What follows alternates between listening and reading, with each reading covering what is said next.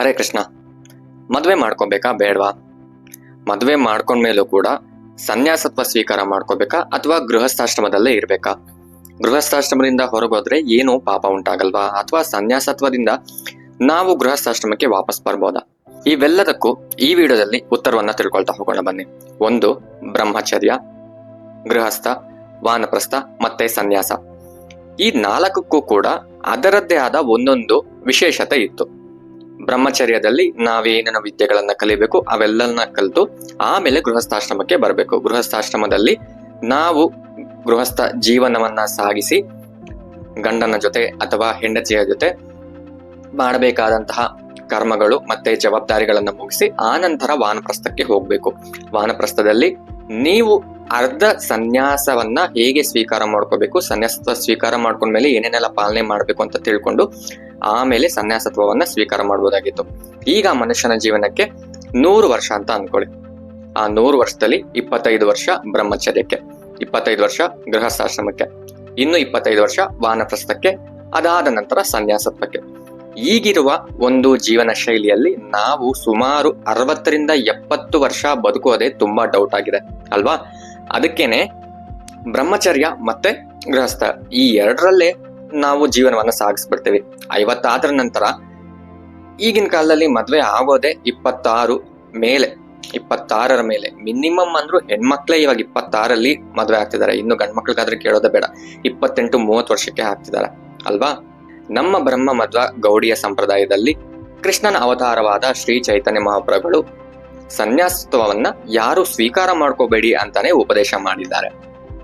ಗೃಹಸ್ಥಾಶ್ರಮದಲ್ಲಿ ಇದ್ಕೊಂಡು ನಾವು ಕೃಷ್ಣ ಪ್ರಜ್ಞೆಯಲ್ಲಿ ನಮ್ಮ ಕುಟುಂಬದ ಜೊತೆಗೆ ನಾವು ಹೇಗೆ ಆ ಕೃಷ್ಣ ಪ್ರಜ್ಞೆಯನ್ನ ಅನುಭವಿಸಬಹುದು, ಅನುಸರಿಸಬಹುದು, ನಮ್ಮ ಜೊತೆಗೆ ಅವರೆಲ್ಲರೂ ಕೂತ್ಕೊಂಡು ಈ ಕೃಷ್ಣ ಪ್ರಜ್ಞೆಯಲ್ಲಿ ಹೇಗೆಲ್ಲ ಭಾಗವಹಿಸಬಹುದು ಅಂತ ಹೇಳ್ಕೊಟ್ಟಿದ್ದಾರೆ. ಇದನ್ನ ತಿಳ್ಕೊಂಡ್ರೆ ನಾವು ಗೃಹಸ್ಥಾಶ್ರಮದಿಂದ ಸನ್ಯಾಸತ್ವವನ್ನ ಸ್ವೀಕಾರ ಮಾಡ್ಕೊಳ್ಳುವಂತ ಅವಶ್ಯಕತೆ ಇಲ್ಲ.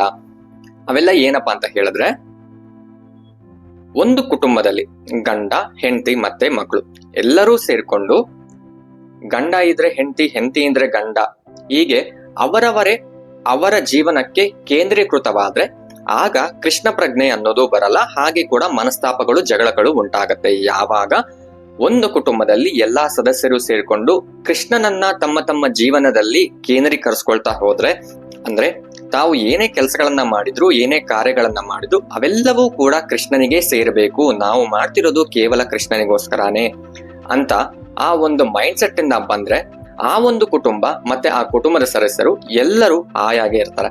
ಎಕ್ಸಾಂಪಲ್, ನೀವು ಅಡಿಗೆ ಮಾಡಿದಂತ ಆಹಾರ ಕೃಷ್ಣನಿಗೆ ತಿನ್ಬೇಕು.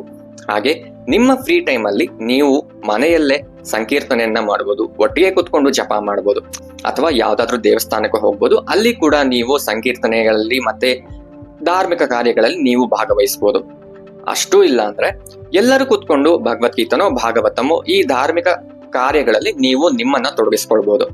ಹೀಗೆ ಮಾಡ್ಕೊಳ್ತಾ ಹೋದ್ರೆ ನೀವು ಸನ್ಯಾಸತ್ವವನ್ನ ಸ್ವೀಕಾರ ಮಾಡ್ಕೊಳ್ಳುವಂತ ಅವಶ್ಯಕತೆ ಇಲ್ಲ. ಇದಕ್ಕೆ ಒಂದು ಎಕ್ಸಾಂಪಲ್ ಏನಪ್ಪಾ ಅಂತ ಹೇಳಿದ್ರೆ, ಶ್ರೀಮದ್ ಭಾಗವತದಲ್ಲಿ ಪ್ರಿಯವ್ರತ ಮಹಾರಾಜನ ಕತೆ.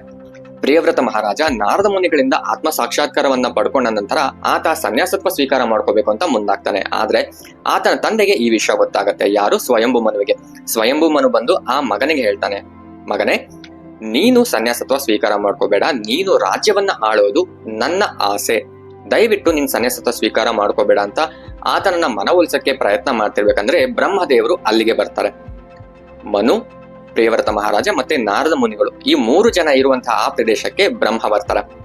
ಅದಕ್ಕಿಂತ ಮುಂಚೆ ಪ್ರಿಯವ್ರತ ಮಹಾರಾಜ ಹೀಗೆ ಹೇಳ್ತಾನೆ, ನನಗೆ ಈ ಸಂಸಾರ ಸಾಗರ ಬೇಡ, ನನಗೆ ಈ ರಾಜ್ಯಭಾರ ಕೂಡ ಬೇಡ, ನನ್ಗೆ ಏನೂ ಬೇಡ, ನನ್ನ ಮನಸ್ಸನ್ನ ಕೃಷ್ಣನ ಪಾದಾರವಿಂದಗಳಿಗೆ ನಾನು ಅರ್ಪಿಸಬೇಕು, ಅದೇ ನನ್ನ ಈಗ ಪ್ರಸ್ತುತವಾದ ಉದ್ದೇಶ, ನಾನು ಅದನ್ನ ಮಾಡೋದಿಕ್ಕೆ ಬಿಡಿ ಅಂತ ಆತ ಕೇಳ್ಕೊತಾನೆ. ಆನಂತರವಷ್ಟೇ ಬ್ರಹ್ಮ ಅಲ್ಲಿಗೆ ಬರ್ತಾನೆ. ಬ್ರಹ್ಮ ಅಲ್ಲಿಗೆ ಬಂದು, ನೀನು ತಗೊಂಡಂತಹ ನಿರ್ಣಯ ಸರಿಯಾದದ್ದೇ, ಆದ್ರೆ ನೀನು ರಾಜ್ಯಭಾರವನ್ನ ಮಾಡ್ಬೇಕಾಗಿರೋದು ನಿನ್ನ ತಂದೆಯ ಆಸೆಗೋಸ್ಕರಲ್ಲ, ಇದು ಸ್ವಯಂ ವಿಷ್ಣುವಿನ ಒಂದು ಆಶಯ, ಒಂದು ಆಜ್ಞೆ. ಆ ಆಜ್ಞೆಯನ್ನ ಮೀರಿ ನಾನೇ ಆಗ್ಲಿ, ಶಿವ ಆಗ್ಲಿ, ಅಥವಾ ಈ ಪ್ರಪಂಚದಲ್ಲಿರುವಂತಹ ಯಾವುದೇ ಒಂದು ಜೀವಿ ಆ ಆಜ್ಞೆಯನ್ನ ಮೀರಿ ಹೋಗೋದಿಲ್ಲ. ಹಾಗಾಗಿ ನೀನೊಬ್ಬ ಗೃಹಸ್ಥ ಆಗ್ಬೇಕು, ಗೃಹಸ್ಥ ಆಗಿ ಈ ಪ್ರಪಂಚವನ್ನ ಆಳ್ಬೇಕು ಅಂತ ಹೇಳ್ತಾನೆ. ಸೊ ನಾವು ಮದುವೆ ಮಾಡ್ಕೋಬೇಕಾ ಬೇಡವಾ? ಇವೆಲ್ಲವೂ ಕೂಡ ನಮ್ಮ ಹಿಂದಿನ ಜನ್ಮದಲ್ಲಿ ನಾವು ಪಾಪಗಳನ್ನ ಮಾಡಿರ್ತೀವಲ್ಲ, ಅವೆಲ್ಲವನ್ನ ಕಾರ್ಮಿಕ್ ರಿಲೇಶನ್ಶಿಪ್ ಅಂತ ಕರಿತೀವಿ. ಆ ಕರ್ಮದ ಮತ್ತೆ ಆ ಋಣದ ಅನುಸಾರವಾಗಿ ನಿಮಗೆ ಒಬ್ರು ಗಂಡನಾಗಿ ಬರ್ತಾರೆ ಅಥವಾ ಒಬ್ರು ಹೆಂಡತಿಯಾಗಿ ಬರ್ತಾರೆ. ಅವರ ಜೊತೆಗೆ ಆ ಋಣ ಅನ್ನೋದು ತೀರ್ಕೊಂಡ ನಂತರ ಅವರು ನಿಮ್ಮನ್ನ ಬಿಟ್ಟು ಹೋಗ್ತಾರೆ ಅಥವಾ ಮರಣ ಹೊಂದುತ್ತಾರೆ. ಅದು ಕೇವಲ ಒಂದು ಗಂಡ ಹೆಂಡತಿ ಸಂಬಂಧಕ್ಕೆ ಮಾತ್ರ ಸೀಮಿತವಾಗಿರೋದಲ್ಲ. ಒಬ್ಬ ಸ್ನೇಹಿತನಾಗಿರ್ಬೋದು, ತಂದೆ ತಾಯಿ ಆಗಿರ್ಬೋದು, ಇನ್ನು ಯಾವುದೇ ಸಂಬಂಧವಾಗಿರ್ಬೋದು, ಎಲ್ಲವೂ ಕೂಡ ಋಣಾನುಬಂಧದ ಮೇಲೆಯೇ. ಹಾಗೆ ನಾವು ಈ ಕೃಷ್ಣ ಪ್ರಜ್ಞೆಗೆ ಬಂದ್ಮೇಲೆ ಅಥವಾ ಮದುವೆ ಆದ್ಮೇಲೆ ನಮ್ಮ ಒಂದು ಮೈಂಡ್ ಸೆಟ್ ಇರುವಂತಹ, ಅಂದ್ರೆ ಈ ಭಕ್ತಿಯಲ್ಲೇ ಇರುವಂತಹ ಹುಡುಗ ಅಥವಾ ಹುಡುಗಿಯನ್ನ ಹುಡುಕೋದು ತುಂಬಾನೇ ಕಷ್ಟ. ಅಕಸ್ಮಾತ್ ಸಿಕ್ಕಿದ್ರೆ ಅದು ನಿಮ್ಮ ಅದೃಷ್ಟವೇ ಅಂತ ಹೇಳ್ಬೋದು. ನೀವು ಮಾಡಿದಂತಹ ಪೂರ್ವ ಜನ್ಮದ ಪುಣ್ಯದ ಫಲಾನೇ ಅಂತಾನೆ ಹೇಳ್ಬೋದು. ಸರಿ, ಭಕ್ತರಲ್ದಿರೋರೇ ಸಿಕ್ಕಿದ್ದಾರೆ ಅಂತ ಅನ್ಕೊಂಡ್ರೆ ನಾವು ಏನು ಮಾಡ್ಬೇಕಾಗಿಲ್ಲ. ಅವ್ರ ಪಾಡಿಗೆ ಅವರನ್ನ ಬಿಟ್ಟುಬಿಡಿ. ನಿಮ್ಮ ಪಾಡಿಗೆ ನೀವು ಭಕ್ತಿಯನ್ನ ಮಾಡಿ. ನೀವು ಭಕ್ತಿಯನ್ನ ಮಾಡ್ಕೊಂಡ್ರೆ ಅವರಿಗೂ ಸ್ವಲ್ಪ ಪಾಲು ಹೋಗಬಹುದು. ನೀವು ಅಂಥವ್ರನ್ನ ಮದುವೆ ಆಗಿ ನೀವು ನಿಮ್ಮ ಭಕ್ತಿಯನ್ನ ಕೂಡ ಮಾಡ್ಬೋದು. ಆದ್ರೆ ಮದುವೆ ಮಾಡ್ಕೊಳ್ಳೋದಕ್ಕಿಂತ ಮುಂಚೆನೆ ನೀವು ಹೀಗಿದ್ದೀರಾ, ಮದುವೆ ಆದ್ಮೇಲೆ ಕೂಡ ನಾನು ಹೀಗೆ ಮಾಡ್ಬೇಕು ಅಂತ ಅವರಿಗೆ ಮನವರಿಕೆ ಮಾಡಿ. ಅದಾದ ನಂತರ ಅವರು ಒಪ್ಕೊಂಡ ನಂತರವೇ ನೀವು ಅವರನ್ನ ಮದುವೆ ಆಗ್ಬೋದು. ಅಥವಾ ಅವ್ರಿಗೆ ಮದುವೆ ಆದ್ಮೇಲೆ ಅವ್ರು ಮಾಡಕ್ ಇಷ್ಟ ಇಲ್ಲ ಅಂತ ಹೇಳಿದ್ರು ನೀವು ಮಾಡ್ಲೇಬೇಕು ಅಂತ ನೀವು ಹಠ ಹಿಡಿದು ನಿಮ್ಮ ಅಭಿಲಾಷೆಯನ್ನ ಅವ್ರಿಗೆ ವ್ಯಕ್ತಪಡಿಸ್ಬೇಕು. ಹಾಗೆ ಮಾಡಿದ ನಂತರವೇ ಮದುವೆ ಆಗಿ. ಅವ್ರು ಮಾಡಲ್ಲ, ಅವ್ರು ಭಕ್ತಿ ಮಾಡಲ್ಲ, ನಾನ್ ಮಾಡ್ತೀನಿ, ಓಕೆ, ಖಂಡಿತವಾಗ್ಲೂ ಮಾಡ್ಕೊಳ್ಳಿ. ಅವರು ಏನು ಅಬ್ಜೆಕ್ಷನ್ ಮಾಡಲ್ಲ. ನಿಮ್ಮ ಪಾಡಿಗೆ ನೀವು ಅವೆಲ್ಲವನ್ನ ಮಾಡ್ಕೊಂತ ಹೋಗಿ. ಇದಕ್ಕೆ ನಾವು ಉದಾಹರಣೆಯನ್ನ ಹಿರಣ್ಯಕಶಿಪು ಮತ್ತೆ ಕಯಾದು ಇವರಿಬ್ಬರ ನಡುವೆ ನೋಡ್ಬೋದು. ಕಯಾದು ಒಬ್ಬ ಶುದ್ಧ ಭಕ್ತೆ. ಯಾಕಂದ್ರೆ ಆಕೆ ಗರ್ಭಾವಸ್ಥೆಯಲ್ಲಿ ಇದ್ದಾಗ ನಾರಾಯಣ ಸ್ವತಃ ವಿಷ್ಣು ತತ್ವವನ್ನ, ವಿಷ್ಣುವಿನ ಬಗ್ಗೆ ಹೇಳಿ ಹೇಳಿ ಹೇಳಿ ಪ್ರಹ್ಲಾದನಿಗೆ ಆತ ಗರ್ಭದಲ್ಲೇ ಇರುವಾಗ ಆ ಒಂದು ಪ್ರಜ್ಞೆಯನ್ನ ನಾರದ ಮುನಿ ಅವರಿಗೆ ಕೊಟ್ರು. ಆಕೆ ಕೂಡ ಭಕ್ತಳೆ, ಪ್ರಹ್ಲಾದ ಕೂಡ ಭಕ್ತನೆ. ಆದ್ರೆ ಹಿರಣ್ಯಕಶಿಪು ನಾರಾಯಣನ ಹೆಸರು ಹೇಳಿದ್ರೆ ಸಾಕು ಉರಿದು ಬೀಳ್ತಿದ್ದ. ಆತ ಅವನ ಕೆಲಸವನ್ನ ಮಾಡ್ಕೋತಿದ್ದ. ಆದ್ರೆ ಪ್ರಹ್ಲಾದ ತನ್ನ ಪಾಡಿಗೆ ತಾನು ಭಕ್ತಿಯನ್ನ ಮಾಡ್ಕೋತಿದ್ದ. ಆತ ಎಲ್ಲ ಭಕ್ತಿಯನ್ನ ಮಾಡಿದ್ರು ಕೂಡ ನನ್ನ ತಂದೆಗೆ ಏನೋ ಗೊತ್ತಿಲ್ಲ ತಂದೆ, ನನ್ನ ತಂದೆಯನ್ನ ದಯವಿಟ್ಟು ಕ್ಷಮಿಸ್ಬಿಡು ಅಂತ ನರಸಿಂಹನ ಹತ್ರ ಕೇಳ್ತಾರೆ, ಪ್ರಾರ್ಥನೆಯನ್ನ ಮಾಡ್ಕೋತಾನೆ.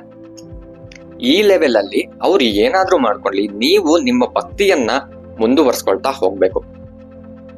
ಸಡನ್ ಆಗಿ ಬಿಡೋದಾಗ್ಲಿ ಇವೆಲ್ಲವೂ ಮಾಡೋದು ಬೇಡ. ಹೌದು, ಕೆಲವೊಂದು ಅಡೆತಡೆಗಳು ಬರ್ತಾ ಹೋಗುತ್ತೆ, ಹಾಗಂತ ಹೇಳಿ ನೀವು ಅರ್ಧಕ್ಕೆ ಬಿಡಬೇಡಿ. ಕನ್ಸಿಸ್ಟೆನ್ಸಿ ಅನ್ನೋದು ಇರಬೇಕು. ಕನ್ಸಿಸ್ಟೆನ್ಸಿ ಅನ್ನೋದು ಯಾವುದೇ ವಿಷಯದಲ್ಲಿ ಆಗ್ಲಿ, ಅದು ಇದ್ದಾಗ ಮಾತ್ರ ನಮಗೆ ಸಂಪೂರ್ಣ ಫಲ ಅನ್ನೋದು ಸಿಗೋದು. ಸೊ ಇವಿಷ್ಟು ನಾವು ಮದುವೆ ಮಾಡ್ಕೋಬೇಕಾ ಬೇಡವಾ, ಮದುವೆ ಮಾಡ್ಕೊಂಡ ನಂತರ ನಾವು ಭಕ್ತಿ ಮಾರ್ಗದಲ್ಲಿ ಇದ್ದು ಜೀವನವನ್ನ ಹೇಗೆ ನಡೆಸಬೇಕು, ಇವೆಲ್ಲದರ ಬಗ್ಗೆ ಮಾಹಿತಿ. ಈ ವಿಡಿಯೋ ನಿಮ್ಗೆ ಇಷ್ಟವಾಗಿದ್ದಲ್ಲಿ ದಯವಿಟ್ಟು ಶೇರ್ ಮಾಡಿ, ಕಮೆಂಟ್ ಮಾಡಿ, ಲೈಕ್ ಮಾಡಿ, ಹಾಗೆ ಈ ಯೂಟ್ಯೂಬ್ ಚಾನೆಲ್ನ ಸಬ್ಸ್ಕ್ರೈಬ್ ಮಾಡಿ. ಹರೇ ಕೃಷ್ಣ.